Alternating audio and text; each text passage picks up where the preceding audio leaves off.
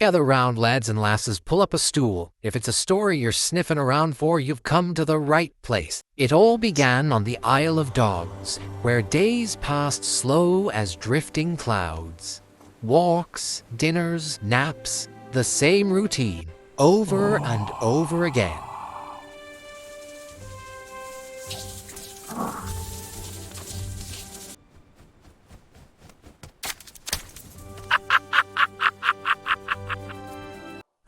Okay, let's do something. Come on, get up.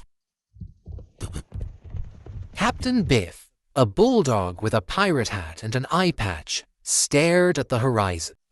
The sea calls to me, the open water. We need to sail again. We need a ship.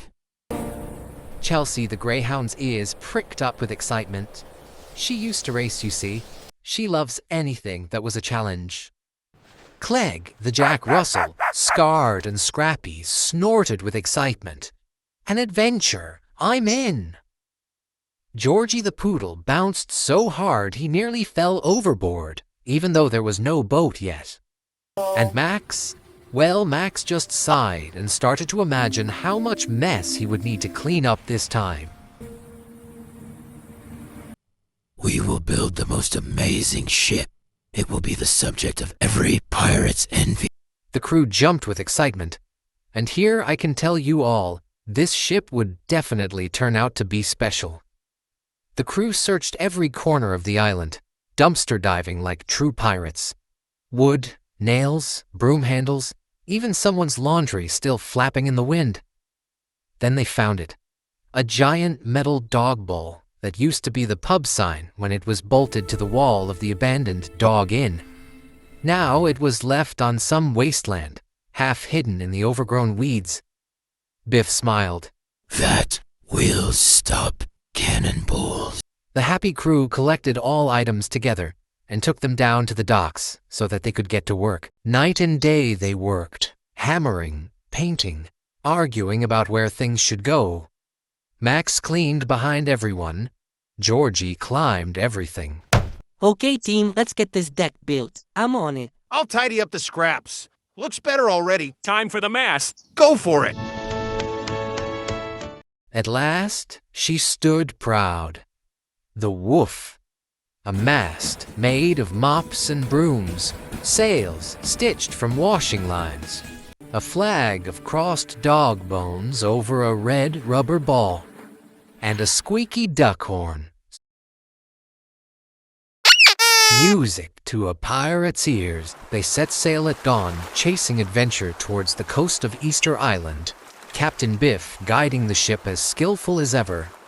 Clegg climbed the mast and kept watch for any distant land. At last, they reached Easter Island. Captain Biff announced that they would be digging for the famous hidden eggs on shore. We are going to dig up the best eggs ever. They dropped anchor and made their way to the sandy shore. As the statues watched them from above, they all started to dig for the eggs, expecting big ones, nice ostrich-sized ones. But none of them found any, not a shell. Then Max noticed the statues. "They're staring," he said. He followed one statue's stare and started to dig in the sand where it appeared to be looking. Hey, over here! The others followed the stares of the other statues and did the same. Then clunk, they unearthed piles of bones, dinosaur bones, ancient treasure, gnawable gold. Once they had loaded the ship with as many bones as it would hold without sinking it, they set sail for home. Clegg had found some catnip on the island, and not wishing to miss any opportunity to collect something, he had stored it in his bag along with a few conches. Back home, Clegg had used catnip to play hide-and-seek with the alley cats in the village, and he also loved the way shells sounded when he put his ear against them. These things were his personal stash from the island, and he grinned to himself.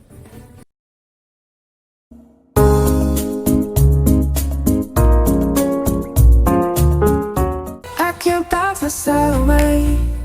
Sunny skies were on our way.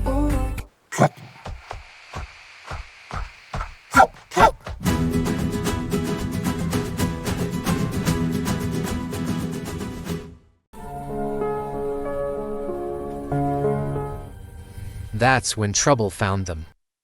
From the mist appeared a pirate ship, the Catamaria. This ship was well known. It was run by Maria the Manx, who was mean as a thunderstorm with a crew of alley cats, who hadn't smiled in years. Fire the fish bones, me hearties! As they approached, they catapulted sharp fish bones at the Woof. But we need cover. Any ideas, kids? The dogs took shelter on the deck and the Whoa, fish bones stay flew. down, mates. But Clegg had a plan.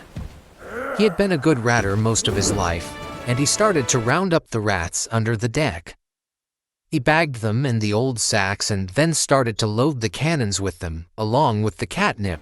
The rats became dopey from the fumes of the catnip, and now drowsy, they were easily loaded into the cannons.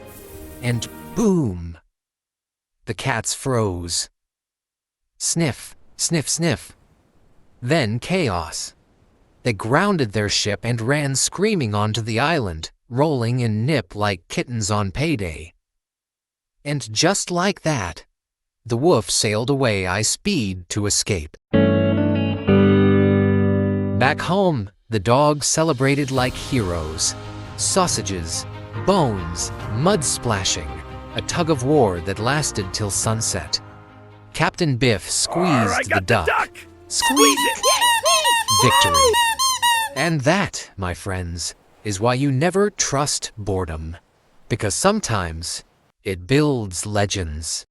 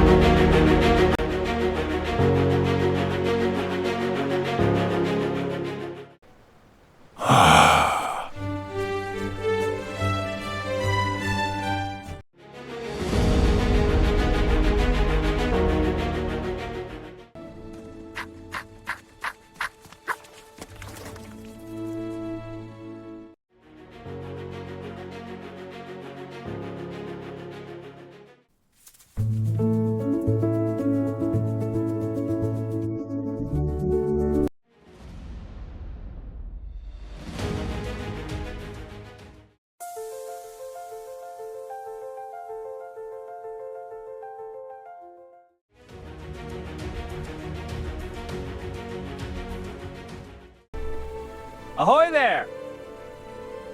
Hello?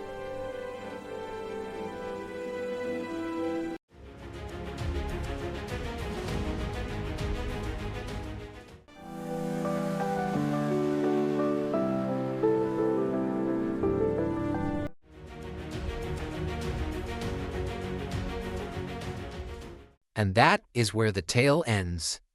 Thanks for watching.